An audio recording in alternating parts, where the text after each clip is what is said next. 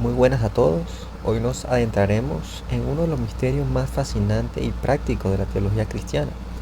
A menudo nos preguntamos si Dios tiene el control de todo. ¿Realmente entonces importan mis decisiones? Para empezar, miremos la historia de José en Génesis capítulo 50, versículo 20. Él dice a sus hermanos: vosotros pensasteis mal contra mí, mas Dios lo encaminó a bien. Fíjense en lo que esto implica. Un solo evento, la venta de José, pero en ese único evento hay dos intenciones opuestas operando simultáneamente: la intención pecaminosa de los hermanos y la intención soberana y salvadora de Dios. ¿Cómo es posible entonces esto? Dos voluntades, una divina y perfecta, la de Dios, y otra falible, la humana. ¿Cómo puede ambas ser 100% responsable con el resultado?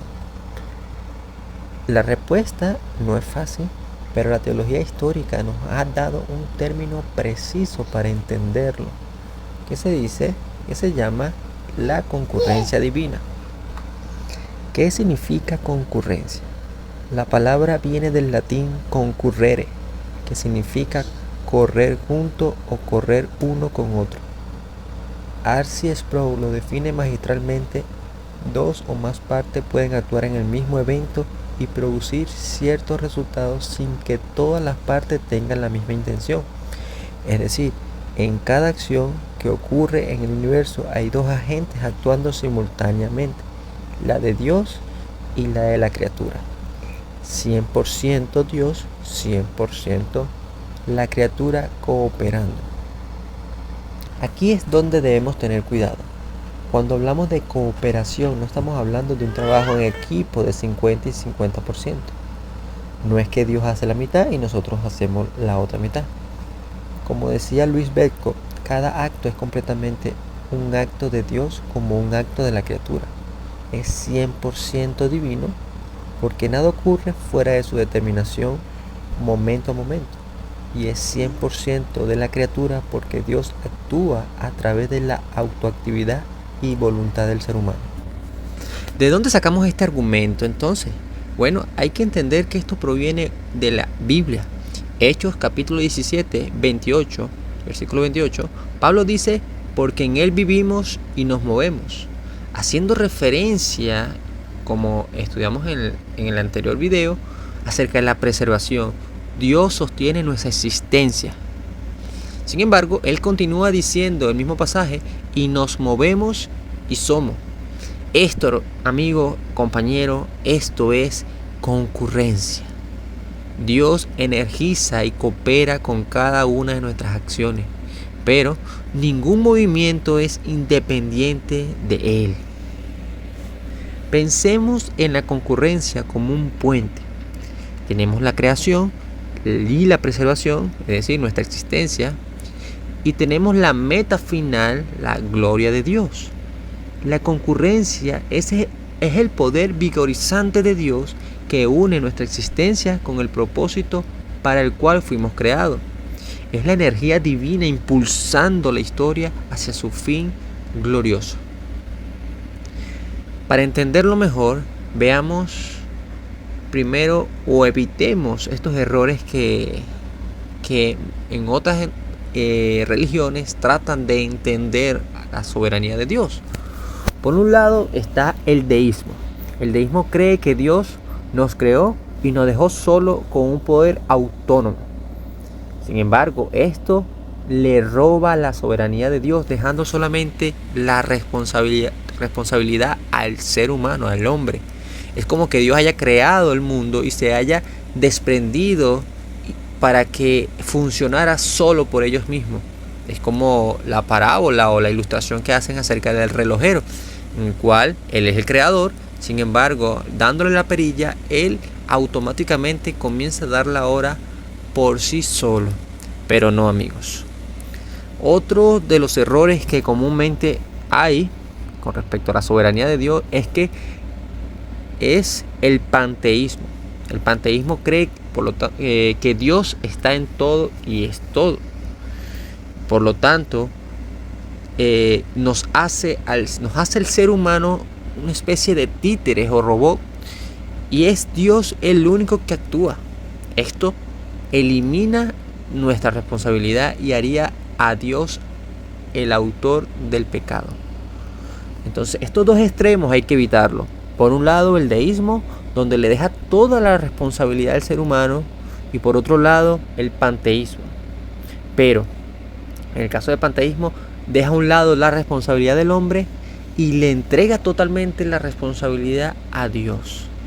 Sin embargo, la doctrina histórica cristiana mantiene el equilibrio entre la soberanía total de Dios y la responsabilidad real del ser humano. Un equilibrio. Andan juntos, concurren juntos, corren juntos.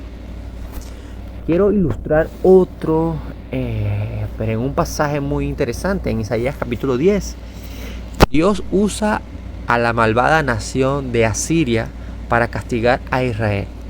Isaías pregunta: ¿se gloriará el hacha contra el que con ella corta? Aquí vemos dos intenciones en un solo acto. Dios, el leñador, tiene la intención santa de disciplinar a su pueblo.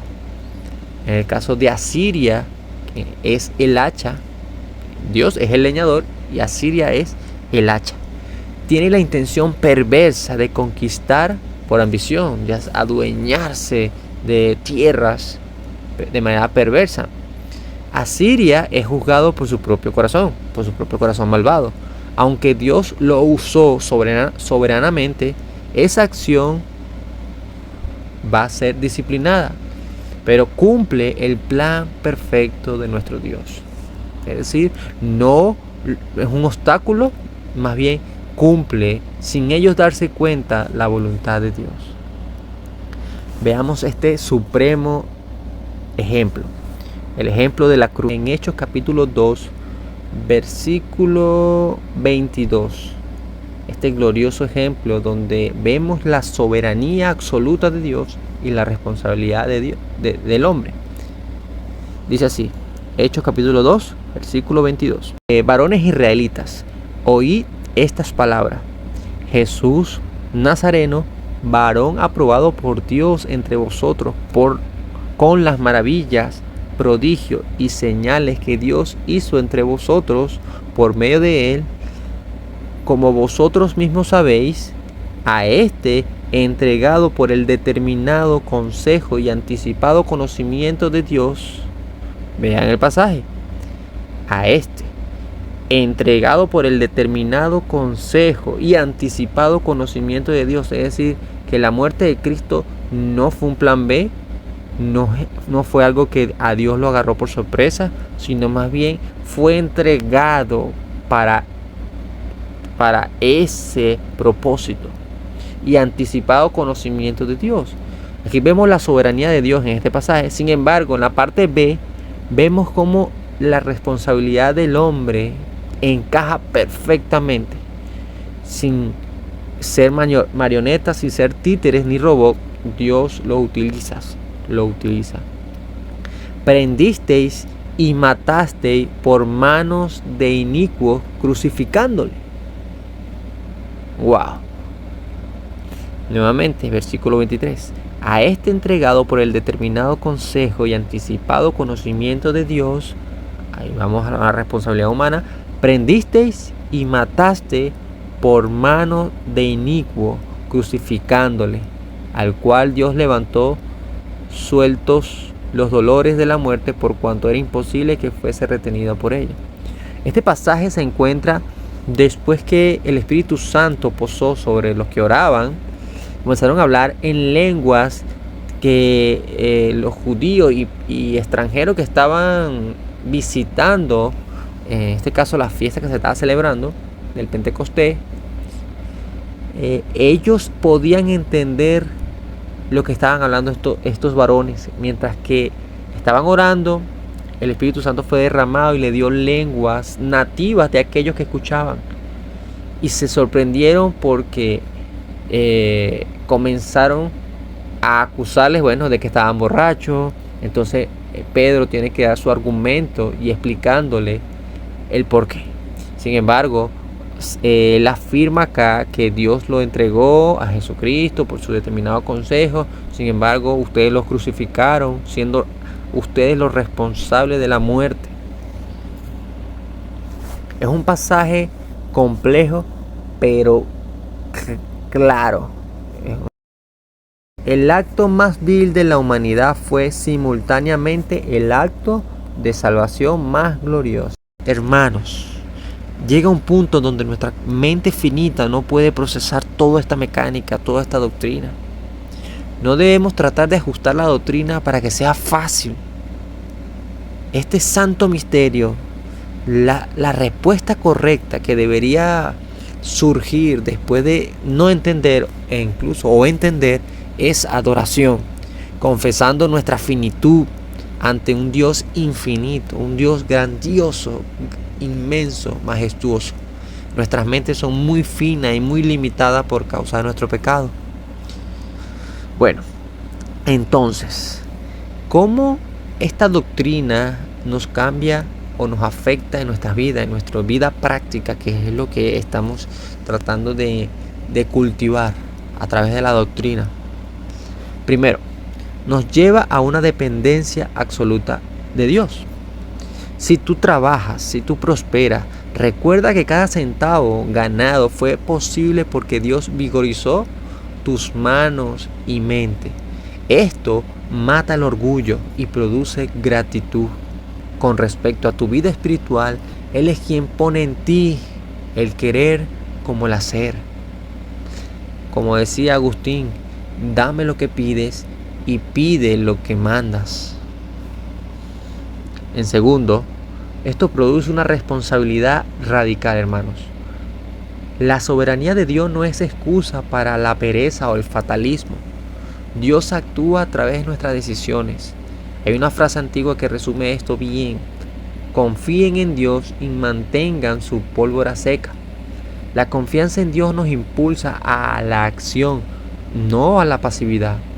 Dios no solo decreta el final de la historia, sino también los medios para llegar allí. Por ejemplo, ¿quieres que tu hijo sean salvos? Usa los medios, predícale el evangelio. ¿Quieres crecer en fe espiritualmente? Usa los medios, lee la Biblia, únete a una iglesia, asiste frecuentemente, ve a los cultos de oración, reúnete con hermanos, estudia la palabra. Eso te va a ayudar a crecer. Dios estableció estos medios para el crecimiento del pueblo, sin la cual, si no lo haces, si no te esfuerzas, no crecerás. ¿Quieres comida? Pues se debe trabajar, se debe ser esforzado, porque ignorar estos medios es tentar a Dios, hermano. Y por último, ya casi culminando, la oración. ¿Para qué orar si Dios ya sabe lo que pasará entonces? Bueno, déjame decirte, amado hermano, que la oración también es un medio de gracia que Dios ha establecido y decretado para que a través de la oración Dios responda a tus oraciones, haciéndonos esto dependiente y abandonando el orgullo de nuestra fuerza para ir al Padre y pedirle nuestras necesidades. La oración no cambia el plan de Dios, es el medio ordenado por Dios para ejecutar su plan.